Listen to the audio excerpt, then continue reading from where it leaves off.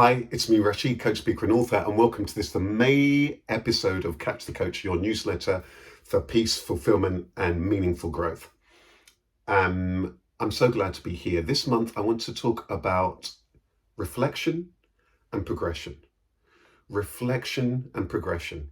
You know, without us taking time to pause, to breathe, to reflect, and to take that learning from life, there's unlikely to be much progression or meaningful progression or the progression as rich as it could be because we're not taking that time to take the learning.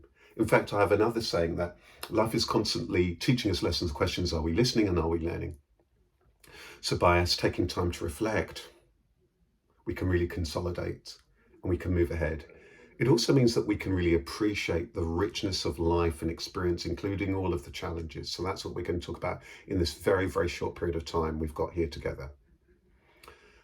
So the first thing is to reflect. There's a number of ways in which you might want to do this. You might want to do this in some meditation, just to pause, to breathe and reflect. And the key word here is gently. Reflect on all of your life from childhood and through to your adulthood or wherever it is that you are. What's been life? What's been the learning? What have been the things that you've really appreciated? Really reflecting, really absorbing all of the stuff that you've achieved. A nice way to do it, and that might be a nice, gentle way, first of all, to do that. Another way to do it is you could draw it out. I often, when I'm doing exercise, when I'm running coaching sessions, sometimes I'll get people to draw. You know, draw your life journey, that life path, and plot in all the things that you've seen, or things that you've achieved, or the highlights, or the key people, all of the events, key milestones, challenges, learning, highlights. Pop them all on that drawing. And then bullet point down what's the learning, and that can be so rich because often we've forgotten all the things. You could also go through your home or go through your office and go through the files, sorting things out, and realize, oh my goodness, yes, I've done that, I've written that, I've achieved this, or I've done that. You know, you've got all the various things, the photographs or whatever it might well be, going through those things. And we're at the tail end at the moment of spring, and often spring cleaning can be about all of that. It can be about appreciating what is already there, enhancing what we already have, perhaps letting things go, and dusting down and really appreciating something that's already been, and those things that we really, really, really treasure. So it might be that you can do that physically. So we can do that kind of emotionally through and spiritually through some meditation. We could do it in a way that is really creative through drawing it. We can do it very practically by going through our house and filing and sorting and all of those things. What's really important in the reflection is a gentle reflection, and to realize and to take the learning. Remember that in all of the challenges, in all of the difficulties, in all of the downsides, all of the problems, and all of the pitfalls and so on, there's rich, rich learning. Again, remember, as I say, you know, life is constantly teaching us lessons. Question is, are we listening? So what we're doing is we're capturing all of that learning. What's that we've learned about ourselves, about life itself? And this is the opportunity for deep gratitude, as well as deep learning, deep insight. And this helps us to move forward. It helps us with the progression. What you can ask yourself now is, okay, what's most important? What's most important to me? What's most important to me right now? There might well be all sorts of things from the past that are no longer important to you. You've been there, you've done that, although you realize that they've fallen away. So sometimes there can be fruit in this process of the reflection because you can let things be. And the gratitude, I've seen this, I've done this, I've already experienced this, I don't no longer need to do this. Or here are the things that are really important at this chapter in my life. It can help create that space. And remember, when it comes to progression, there's kind of two types of progression. Sure, there's the practical things, the plaudits, the practical things, the salary that you might be wanting to gain, the new job that you might be wanting to do, the home, the all sorts of things that there might be very practically that you're wanting to do and achieve, or in business or what have you. Fine, that's great. Those material things are cool.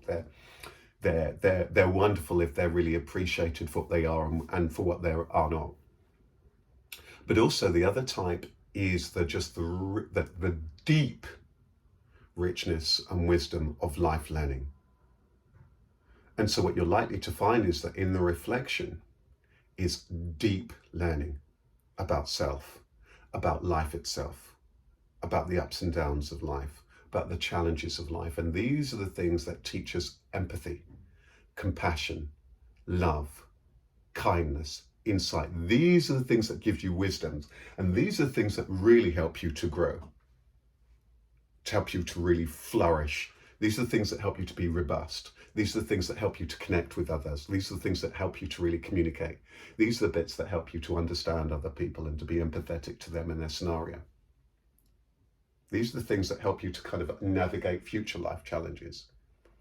Again, it's really important that we reflect and realize that. And so you might well be a point that that's about what it is that you're wanting to appreciate. And so it may well be that it's about the branching out. You know, if you think about it, like a tree may well be growing that way. You know, there'll be a period of time where, yes, sure, things will be growing that way. But then for the rest of life, things may well be growing in that way, in that breadth of what it is that you've done. So there's two types of growth that is very, very, very possible. And that's also very important because sometimes we're clinging on, I've got to achieve this, the next this, the next that, the next that, the next this, without the quality of life. So as you're thinking about that progression, don't just think about the next prize, the profit, the practical things, the products, the material things, but think about your relationships. Think about your well-being. Think about the time off, the free time, all of these things. I think I'm going to leave it there. Reflection and progression. Perhaps the one thing that I would add is that the insight that comes from the reflection, if you are thinking about some of those practical things, okay, that didn't work, I need to fine tune that, I need to rework that. It will help you hugely when it comes to some of those practical things that you're wanting to do and achieve, personally, professionally, in business, or what have you.